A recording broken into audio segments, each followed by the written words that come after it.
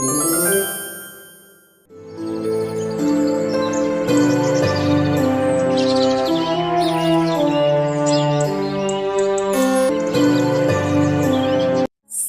नाम के गांव में एक मोची रहता था।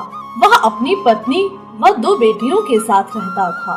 वह बहुत गरीब था, लेकिन उसके मन में पैसे कमाने के लिए कभी भी छल कपट नहीं आया। गांव के बाहर वह जूते बनाने की सारी सामग्री लेकर बैठता था। उसे गांव की गरीबी का हाल पता था, इसलिए मोची पिंकू गांव वालों से जूते मरम्मत करने के बदले अधिक पैसे नहीं लेता था।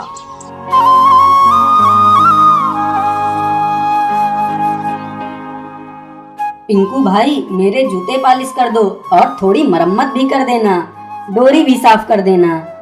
हाँ हाँ भाई, क्यों नहीं, मैं अभी पॉलिश लगाकर जूतों को चमका देता हूँ। वैसे कहाँ जा रहे हो? मैं शहर जा रहा हूँ, वहाँ काम धंधा करना चाहता हूँ, बस उसी की तलाश में जा रहा हूँ। तुम भी चाहो तो मेरे साथ शहर चलो।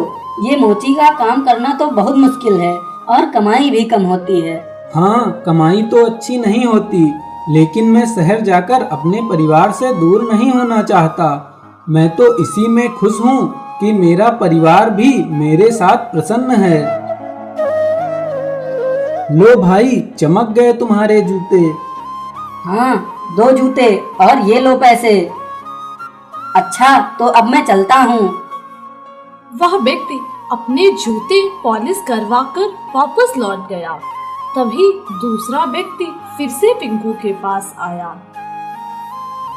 अरे पिंकू भाई, आज तो बहुत सर्दी है और तुम अभी भी यहाँ खुले में बैठे हो। क्या करूं भाई, कहीं और जाकर बैठ गया तो ग्राहक लौट जाएंगे और जो आने वाली कमाई है वो भी लौट जाएगी। आप बताओ, यहाँ कैसे आ गए आज? बस मैं भी जूतों की मरम्मत के काम से आया था। चमड़ा घिसने लगा है, जेब में 40-50 आने भी नहीं है कि नया जूता ले आऊं। अब तो तुम ही इन जूतों को नया बना सकते हो। क्यों नहीं, बस आप कुछ देर इंतजार करो। वैसे आप शहर क्यों नहीं चले जाते? वहाँ तो अच्छी कमाई होगी। ये क्या कहते हो पिंकू भाई, मैं भी तुम्हारी तरह अनपढ़ हूँ। शहर जाकर कौन सा तीर मार लूंगा। अब जो भी है यह गांव की मिट्टी ही है, यहाँ ही सुकून मिलता है। पैसे कम है तो क्या हुआ। यह तो आपने ठीक कहा है, पैसों से अधिक शांति चाहिए जीवन में। अच्छा, ये लो अपने जूते, इसकी कीमत 15 आने हुई है। मेरे पास तो एक भी आना नहीं है देने के लिए, लेकिन मैंने तुम्हारे लिए अनाज की व्यवस्था कर दी है और वह शाम तक तुम्हारे घर भी भिजवा दूंगा। तुम्हें कोई आपत्ति तो नहीं है? नहीं भाई, मुझे कोई आपत्ति नहीं है। अच्छा तो ठीक है, अब मैं चलता हूँ।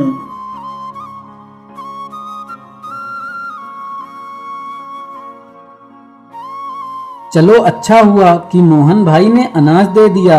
अब कुछ दिनों तक खाने पीने की चिंता नहीं रहेगी। जब से जमींदार साहब ने जूतों की मरम्मत के बदले बकरी दी है, तब से दूध की भी चिंता नहीं रहती। बस ऐसे ही जीवन चलता रहे, यही ईश्वर से कामना है।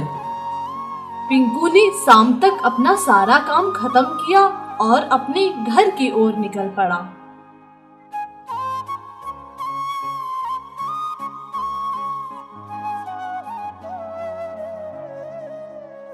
राधा, लाओ खाना लाओ, बहुत भूख लगी है।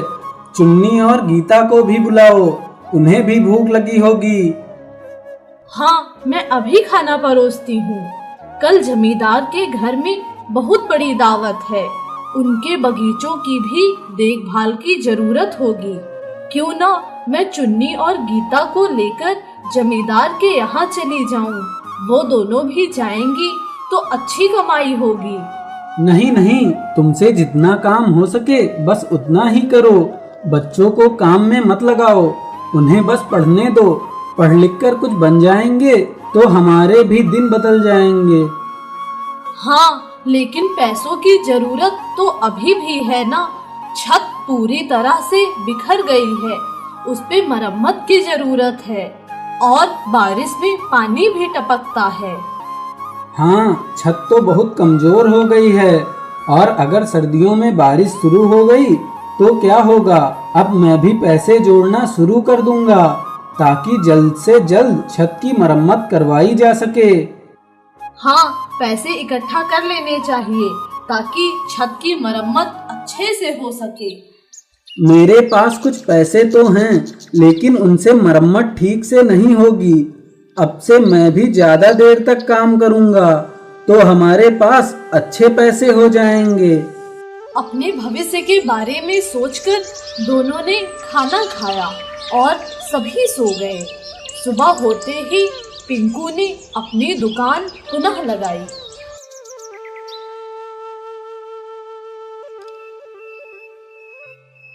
सुंदर भाई, कैसे आना हुआ? आज काम पर नहीं गए क्या? भाई, 1-2 दिन में लड़के वाले शादी के लिए मेरी बड़ी बेटी को देखने के लिए आ रहे हैं, इसीलिए जूतों की मरम्मत करवाने के लिए आया हूँ। इनके सामने फटे पुराने जूतों में जाऊंगा तो शर्म आएगी। भाई लाओ जूते, मैं मरम्मत कर दूंगा।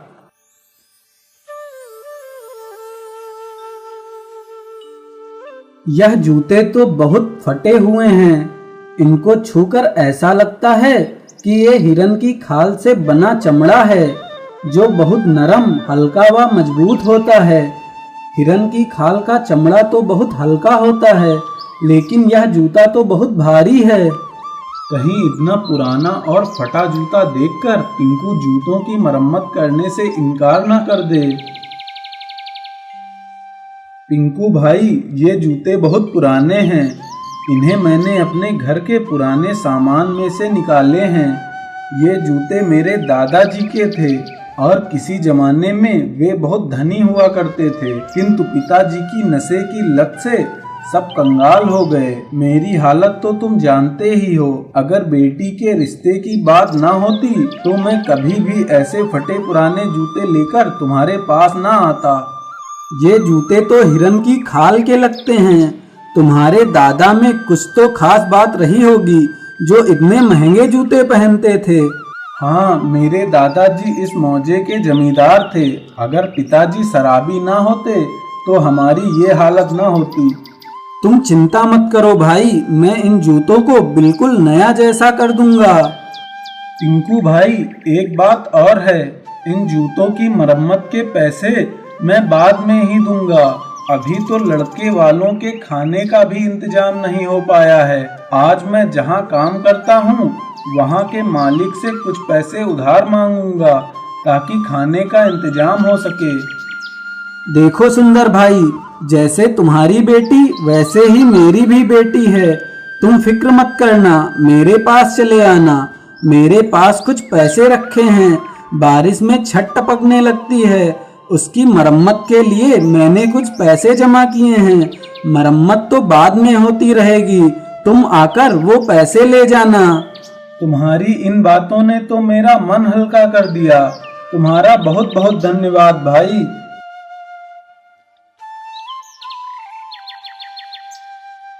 बाकी जूतों की मरम्मत तो बाद में भी हो जाएगी।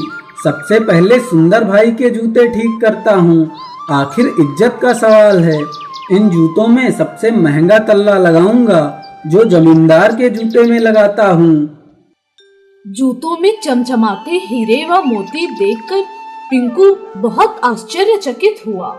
अरे यह क्या, जूतों में तो मोती हैं और ये चमकीले पत्थर, क्या ये हीरे हैं? लगता तो है।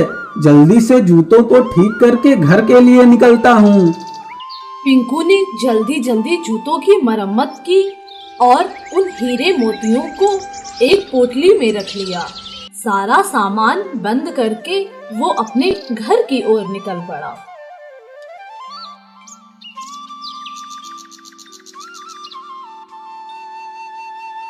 राधा, राधा, देखो यह क्या है? मुझे कुछ मिला है।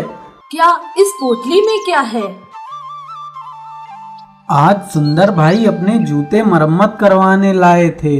वह जूते बहुत पुराने थे, उस पुराने जूतों के तल्ले से मुझे यह मिला। यह हीरे और मोती हैं। हाँ सचमुच, यह तो चमचमाते हुए हीरे हैं। चलो ये जूते और ये पोटली लेकर सुंदर भाई के घर चलते हैं। हाँ चलो, अभी तुरंत चलते हैं। दोनों वे जूते और हीरे मोतियों की पोटली लेकर सुंदर के घर जा पहुँचे। आओ भाई बैठो, कहो कैसे आना हुआ। तुम बताओ भाई, तुम्हारे मालिक ने तुम्हें उधार दिया या नहीं? नहीं भाई, मालिक ने तो उधार देने से बिल्कुल मना कर दिया। कहते हैं उधार तो दे दूं, लेकिन तुम चुकाओगे कहाँ से? सुंदर भाई, मैं तुम्हें कुछ बताता हूँ। आज के बाद सब बदल जाएगा। चीजें पहले की तरह नहीं रहेंगी। ये तुम क्या कह रहे हो भाई? मुझे तो कुछ भी समझ में नहीं आ रहा है। सुंदर भाई, तुम्हारे दादाजी बहुत धनी व्यक्ति थे। जब मैंने उनके जूतों की चीर फाड़ की तो उनकी एड़ियों के तल्ले से मुझे कुछ चीजें मिली हैं। पिंकू ने वह पोटली खोलकर सुंदर के सामने रख दी। सुंदर ने बहुत आश्चर्य से उस पोटली में रखी चीजों को देखा। अरे यह क्या? यह तो हीरे और मोती हैं, वो भी इतने सारे। मुझे ऐसा लगता है तुम्हारे दादा ने चोरों और डाकुओं से बचने के लिए यह हीरे अपने जूतों में छुपा दिए थे। पिंकू भाई, तुम इंसान नहीं हो, तुम तो ईश्वर के दूत हो। तुम्हारा ये उपकार मैं जीवन भर नहीं भूल सकता। तुम्हारे जैसा ईमानदार इंसान पूरे गांव में दूसरा कोई ना होगा। सुंदर, मैं तो इस बात से खुश हूँ, तुम्हारी बेटी की किस्मत से तुम्हें इतना धन मिला कि अब तुम गांव के तो क्या, इस मौजे के सबसे धनी व्यक्ति बन गए हो। अच्छा, तो अब मुझे इजाजत दो। मैं तुम्हारा शुक्रिया कैसे अदा करूं, मुझे समझ नहीं आता। लेकिन तुम्हें कभी भी मेरी जरूरत पड़े तो बिना हिचकिचाए चले आना। मैं हर हाल में तुम्हारी मदद करूंगा। पिंकू ने सुंदर से इजाजत मांगी और सुंदर ने पिंकू को मदद करने का वादा किया। अब दोनों प्रसन्न थे। पिंकू अपनी पत्नी के साथ अपने घर को वापस लौटने लगा। सुंदर भाई तो माला माल हो गए। उनके पास तो अब धन की कोई कमी नहीं होगी। मैं जानता हूँ सुंदर बहुत निर्धन है और उसे धन की बहुत आवश्यकता थी। ईश्वर ने उसकी सुन ली और उसके अच्छे दिन उसे लौटा दिए। तुम चिंता मत करो, एक दिन ईश्वर हमारी भी सुनेगा। सभी अपना सुखमय जीवन व्यतीत कर रहे थे। उसी नगर में एक राजा राज किया करते थे, जिनके राज्य में सभी जनता सुखमय थी। चोरी डकैती का कोई भय नहीं था। सब अपनी मेहनत का कमाते व खाते थे। एक दिन महाराज को कुछ प्रश्नों ने परेशान किया तो उन्होंने दरबार लगाया और सभी दरबारियों से अनुरोध करने लगे। सभी दरबारियों से मेरी दरख्वास्त है, मेरी बात ध्यान से सुने। कुछ ऐसे सवाल मेरे मन में घर कर गए हैं जिनके उत्तर मैं आपसे पाना चाहता हूँ। क्या आप उत्तर देने के लिए तैयार हैं? वो कौन से प्रश्न हैं महाराज जो आपको परेशान कर रहे हैं? वो 3 प्रश्न ये हैं कि किसी भी कार्य को करने के लिए सही समय क्या है, और दूसरा प्रश्न ये है कि किसी की कितनी बात सुननी चाहिए, और चौथा और आखिरी प्रश्न यह है कि सबसे आवश्यक कार्य कौन सा है। कुछ दिनों तक इन प्रश्नों की चर्चा महल में होती रही। बहुत से लोगों ने अपने उत्तर देने की कोशिश की, लेकिन वे महाराज को संतुष्ट नहीं कर सके। एक दिन दरबार लगा तो मंत्री ने महाराज से कहा, महाराज, हम में से कोई भी इन प्रश्नों का सही उत्तर देने में सक्षम नहीं है, हमें क्षमा कर दीजिए। किंतु मुझे इन प्रश्नों के उत्तर चाहिए, तभी मुझे सुकून मिलेगा। तुम सारे नगर व गांवों में इन प्रश्नों की घोषणा करवा दो और कहना कि सही उत्तर देने वाले व्यक्ति को महाराज 100 अशर्फियां देंगे। जो आज्ञा महाराज। अगले ही दिन महाराज के प्रश्नों की घोषणा कर दी गई।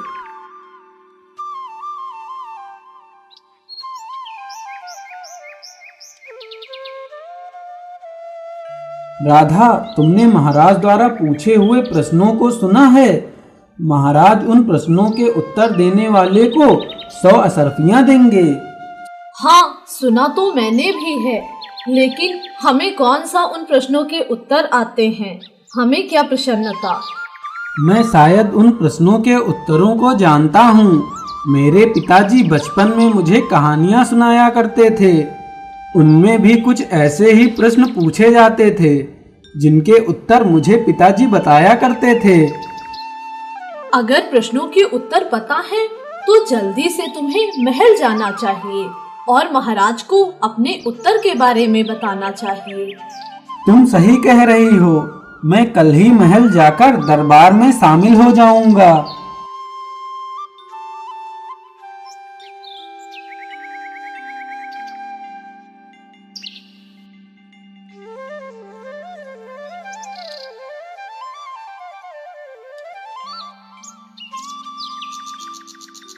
अगले ही दिन पिंकू महल की ओर निकल पड़ा और महल पहुंचकर सैनिकों से कहने लगा, सैनिक, मैं महाराज के प्रश्नों के उत्तर लेकर आया हूँ।